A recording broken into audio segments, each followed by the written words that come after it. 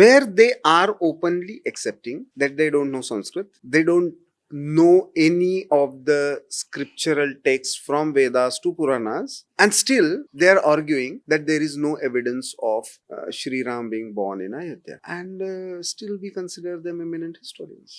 6 historians impaneled from Sunni Central Work Board as an expert witness in history, and 8 expert witnesses impaneled as archaeologists. 8 and 6 historians. You have to read them and then you will have a good laugh. The first one, who as a historian, was Suresh Chandra Mishra from Satyavati College, Delhi. He knew nothing. He couldn't even comprehend a simple English. He appeared as an expert in epigraphy. When you are expert in epigraphy, you are an archaeologist. You have some understanding of numismatic anthropology. You have some understanding of history, medieval history. You must know Pali, Prakrit, Sanskrit, Arabic, Persian. This person says, I went into the mosque and there was Persian inscription. Then he changes. In second time he says, no, they were in Arabic. Then court says, no, they were in Persian. He says, no, they were in Arabic. Then the court asks, are you an expert in Persian? When he says, no, I don't even understand Persian, I don't even understand Arabic. And he has some smattering of Sanskrit. Then you have Professor Sushil Srivastav. Now this person left his wife, converted to Islam, and his father-in-law and wife egged him on to write a book called Disputed Mosque, and that was presented in evidence. This person again, he knew nothing of Arabic and Persian or even Sanskrit. Surprisingly, these were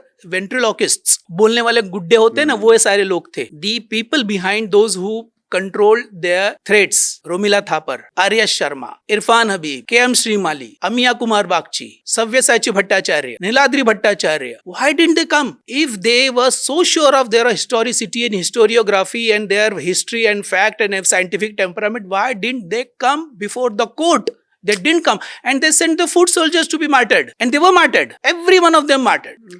Court openly says. Court, even Justice Sudhir Agarwal was so, I would say, very frankly, but very frustratingly, he observes that responsibility of historians, archaeologists is to state history so that they should not, or no one try to spoil the communal atmosphere. They have to state Facts. True history and facts. But these historians came before the court. Opinionated and ideologically motivated. Yes. Every one of them.